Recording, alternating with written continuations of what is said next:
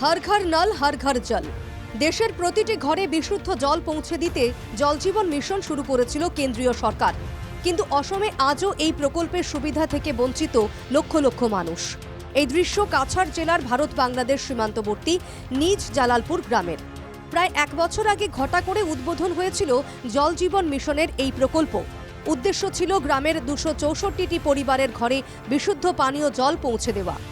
সুরমা নদী থেকে পাম্পে জল নিয়ে আসা হতো এই প্লান্টে, তারপর সেই জল পরিশোধন করে গ্রামে সরবরাহ করা হতো। কিন্তু গত 1 মাস ধরে বন্ধ রয়েছে এই প্রকল্প, ফলে সংশ্লিষ্ট বিভাগের বিরুদ্ধে তীব্র ক্ষোভ প্রকাশ করেন গ্রামবাসীরা। সুরমা নদীর তীরে আমরা অবস্থিত এই জালালপুর জিপিটা, কিন্তু দেখা যায় এই সিজন টাইমে যখন ডিসেম্বর দিকে নভেম্বর আর জলগুলো শুকিয়ে যায় নদীর, কিন্তু হাহাকার লাগে, ফুসকুনির জল শুকিয়ে যায়। কিন্তু এখনও দেখা যায় যে আমাদের জালালপুর এই ওয়াটার সাপ্লাই পার্ট 1 ডিভিশনে এখনও পর্যন্ত রেগুলার কোনো জল দেওয়া হয় নাই। বিগত 1 মাস থেকে কোনো ধরনের রেগুলার জল দেওয়া হয় নাই, এবং কমিটি কে বা কাহারা আমরাও জানি না। শীতের মরশুমে নদীর জলস্তর কমে গেছে, তাই প্লান্টে জল আনা যাচ্ছে না। স্থানীয়দের অভিযোগ, প্রকল্প তৈরির সময় ব্যাপক দুর্নীতি হয়েছে, ফলে ঘরে ঘরে বিশুদ্ধ জল এখন গ্রামবাসীদের কাছে স্বপ্ন ছাড়া আর কিছুই নয়।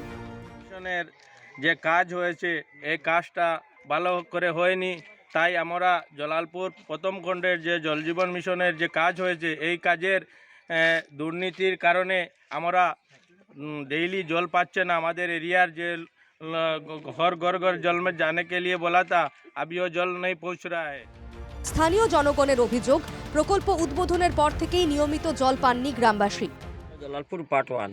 আচ্ছা, স্কিমের নাম এটা জল জীবন মিশন 1। কতদিন থেকে আপনারা জল? 1 বছর বা 1 বছর থেকে মোটামুটি মধ্যে মধ্যে তো একটু তো জল দে। কদিন পরে পরে দেয়? এটা তো 15-20 দিন মাস দিন ভরে ভরে দে। রাস্তা মেশিন খারাপ, এমনি খারাপ, ওটা খারাপ, ওটা খারাপ। এটা কমিটি আছে নতুন 80 লক্ষ। 80 লক্ষ আচ্ছা, টাকা। এখানে কাজ শুরু হয়? হ্যাঁ, না কোনো সাইনবোর্ড লাগায়নি। এলাকাবাসীরা জানান, এই প্রকল্প পরিচালনার জন্য একটি কমিটি রয়েছে, কিন্তু এই কমিটির সভাপতি বা সম্পাদক কারা তা জানেন না গ্রামবাসী, ফলে গোটা প্রকল্প নিয়ে রহস্যের সৃষ্টি হয়েছে।